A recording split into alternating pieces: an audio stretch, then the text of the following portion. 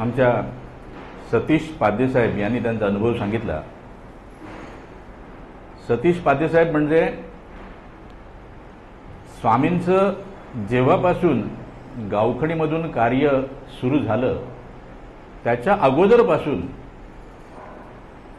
स्वामी सेवेमध्ये आहेत आणि स्वामींचं प्रत्येक डिझाईन जे आजपर्यंत झालं, प्रत्येक डिझाईन ते सतीश पाध्ये साहेबांकडूनच स्वामींनी करून घेतलं.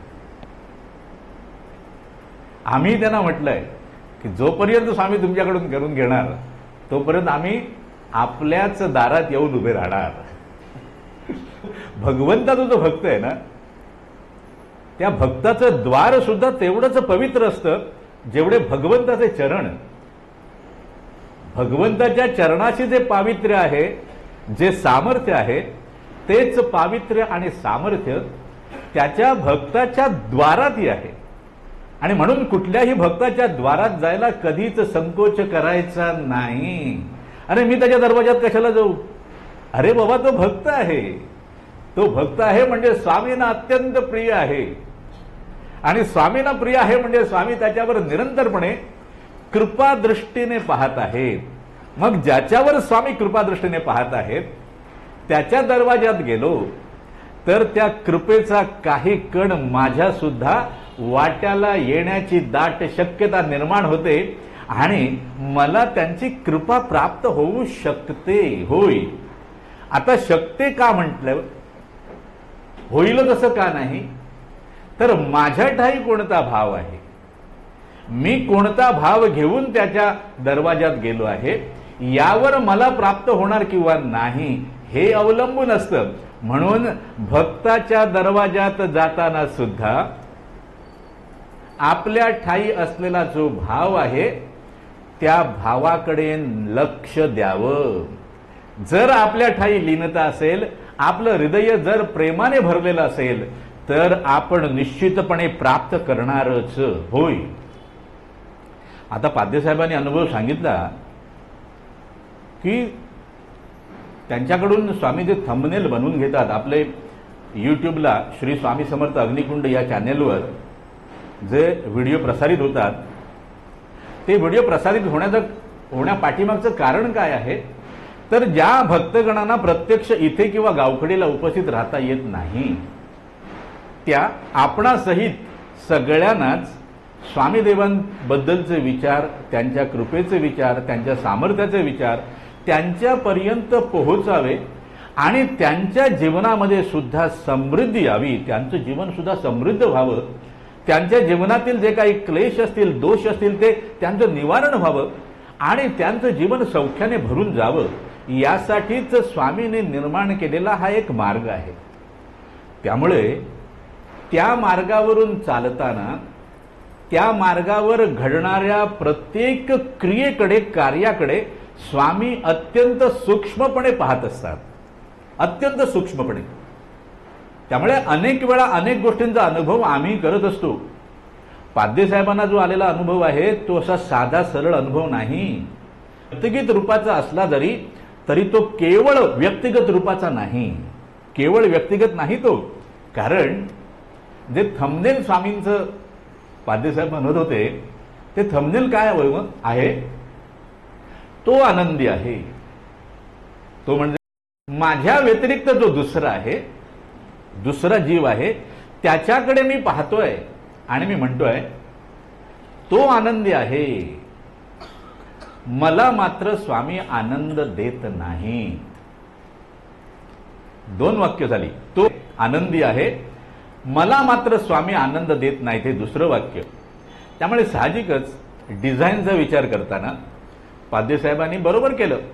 डिझाईनचा विचार केला तर ते केवळ डिझाईन असेल तर त्यांनी तो आनंदी आहे पांढरा शुभ्र रंग त्याला दिला, मला मात्र स्वामी आनंद देत नाहीत, त्यांनी त्यातली शुभ्रता कमी केली आणि त्यामध्ये तो पिवळा रंग भरला. पण त्याचा अर्थ काय होतो? डिझाईनच्या पलीकडे गेलो तर त्याचा अर्थ असा होतो की स्वामी एकाला आनंद देत आहेत आणि दुसऱ्याला आनंद देत नाहीत असा त्याचा अर्थ होतो. आणि म्हणून स्वामींनी त्यांना तिथेच थांबवलं. अरे थांब बाबा, मी असं काही करत नाही, माझ्याकडून असं काहीच घडत नाही, कारण मी माझ्या सगळ्याच भक्तांकडे समदृष्टीने पाहत असतो. मी त्या पावसासारखा आहे रे, सगळीकडेच पडत असतो, पण सगळे काही भिजत नाही. मी सगळीकडेच वर्षा करतो, मात्र सगळेच काही भिजत नाहीत. म्हणून तू असं म्हणणार का, अरे बा पाऊस जो आहे तो भेदभाव करतोय, बाजूला उभा आहे त्याला भिजवतोय, मला मात्र भिजवत नाही, असं होत नाही. आणि म्हणून स्वामी भक्त हो, आपण दुसऱ्यांकडे पाहिल्यानंतर तो आनंदी आहे तर तो का आनंदी आहे याचा विचार करा. तो आनंदी आहे, मला आनंद नाही म्हणून स्वतःला दुःखी करून न घेता तो का आनंदी आहे, कारण तो स्वामी चरणावर एकनिष्ठ आहे, एकचित्त आहे, त्याला स्वामींशिवाय दुसरं काही दिसत नाही. तो स्वामी चरणाशी गेल्यानंतर अत्यंत लीनपणे आपली ओंजळ पसरून आहे, आपली झोळी पसरून आहे. त्यामुळे जेव्हा जेव्हा स्वामी आनंदाचा वर्षाव करतात तेव्हा तेव्हा त्याची झोळी भरते रे बाबा, कारण तो झोळी पसरवून उभा आहे, कारण त्याला ठाऊक आहे हा आनंद घन आहे, कारण त्याला ठाऊक आहे ज्याच्या चरणाशी मी उभा आहे, ज्याच्या चरणाशी मी बसलो आहे तो आनंद घन आहे आणि तो आनंदाचा वर्षाव करत असतो. मी केवळ माझी झोळी उघडून उभं राहायचंय, मी केवळ माझी ओंजळ उघडून उभं राहायचंय. मी जर तिथे ताठरपणा आणला तर माझ्या पारड्यात काहीच पडणार नाही, आणि हे कळायला हवं. म्हणून निरंतरपणे स्वामी बोलून घेत असतात, अरे स्वामींना जाणण्याचा प्रयत्न करा, स्वामींना जाणण्याचा प्रयत्न करावा. स्वामींना जाणून त्याने ज्याने त्यांचे चरण धरले, ज्याने ज्याने त्यांचे चरण धरले त्याच्याकडे दुःख, दैन्य, दारिद्र्य पाठ फिरवत स्वतःच, त्याला सांगायला लागत नाही. त्याला सन्मुख कोण होतं तर सुख, सौख्य, आनंद, धन, संपदा, ऐश्वर, यश, कीर्ती, समाधान, आणि या जीवनाला जे जे म्हणून समृद्ध करेल ते ते त्याला सन्मुख होतं. आणि म्हणून आपण काय करावं, स्वामींना जाणावं बाबा, स्वामींना जाणावं, स्वामींना जाणण्याचा प्रयत्न करावा आणि त्यांना शरणागत व्हावं. निरंतरपणे त्यांच्या चरणाशी राहावं, निरंतरपणे त्यांच्या चरणाशीच राहावं. चरणापासून दूर जाण्याचा विचार सुद्धा करायचा नाही, कारण तो विचार सुद्धा आपल्या अकल्याणाचा आहे. विचार सुद्धा आपल्या अकल्याणाचा आहे, कारण माझ्या ठाई जेव्हा विचार येतो स्वामी चरणापासून दूर जाण्याचा, तेव्हा काय होतं, माझं जे अंतःकरण आहे ते त्वरित स्वामी चरणांना सोडतं आणि दुसरीकडेच धाव घेतं. आणि खेळ जो आहे तो सगळाच अंतःकरणाचा आहे. भक्ती मार्गामध्ये अंतःकरण अत्यंत महत्वाचं, भक्तीमध्ये खेळ सगळा अंतःकरणाचाच आहे. आणि म्हणून स्वामी चरणांना सोडण्याचा विचार जर कधी मनात आला चुकून, तर त्या विचाराला त्वरित हाकलून द्यायचं. त्वरित, अरे बाबा माझा आणि तुझा काही संबंध नाही, तू माझ्या दरवाजात काही येऊ नकोस, तू माझ्या दरवाजात येऊ नकोस, तू मला भेटायला येऊ नकोस, तू मला दृष्टीसही पडू नकोस, कारण तू माझं अकल्याण करशील. म्हणून स्वामी चरण सोडण्याचा विचार जरी मनात आला तरी त्याला त्वरित हाकलून द्यावं आणि स्वामी चरणांना घट्ट मिठी मारून बसावं. स्वामी चरणांना घट्ट मिठी मारून बसावं. अरे स्वामी चरणांना घट्ट मिठी मारायला मिळणं हा सुद्धा सद्भाग्याचा उदय आहे, कारण सद्भाग्य उदय पावल्याशिवाय स्वामी चरण सापडत नाहीत, त्यांना घट्ट मिठी मारण्याचा भाग वेगळा.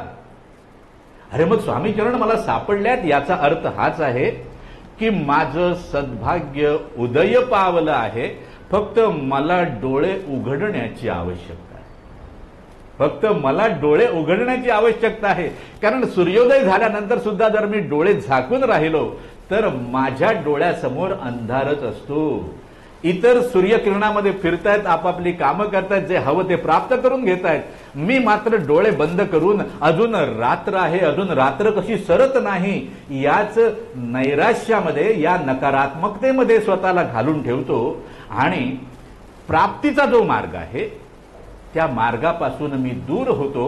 म्हणून स्वामी चरणावर माथा टेकल्यानंतर स्वामींनाच प्रार्थना करावी, स्वामी माझे नयन उघडा, स्वामी माझे नयन उघडा. आणि ते एवढे भक्तवत्सल आहेत, त्यांचं आपल्या भक्तांवर एवढं प्रेम आहे, ते भक्तासाठी काहीही करायला तयार होतात. ते भक्ताचे नयनही उघडतात, त्याला झोपेतून जागा करण्यासाठी हलवतात, त्याला साद घालतात, त्याच्या चेहऱ्यावर पाणी सुद्धा मारतात. मात्र ते पाणी नसतं, ते असतं अमृत. आणि त्या अमृताला ओळखता आलं पाहिजे. अन्यथा काय होतं, स्वामींनी मला दिला अमृताचा कुंभ, स्वामींनी मला दिला अमृताचा कुंभ, मात्र मला त्यात अमृत आहे हे ठाऊकच नव्हतं.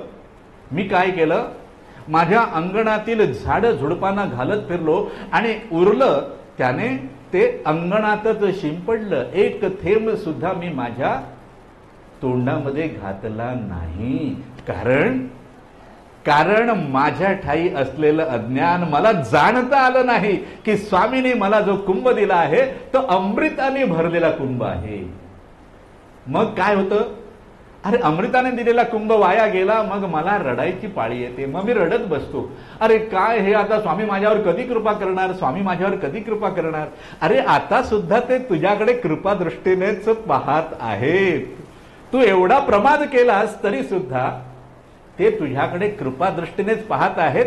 तू त्यांच्याकडे पाहायला शिक, तू त्यांच्याकडे पाहायला शिक. ज्या क्षणी तुला ते शिक्षण मिळेल, ज्या क्षणी तू शिक्षित होशील, त्या क्षणी तुझ्या लक्षात येईल की स्वामी तुझ्याकडे निरंतरपणे कृपादृष्टीने पाहत आहेत. तुला केवळ तुझी झोळी पसरून उभं राहायचंय. श्री स्वामी समर्थ. झोळी पसरून उभं राहायचं आणि त्यांच्या नामामध्ये दंग व्हायचं. श्री स्वामी समर्थ.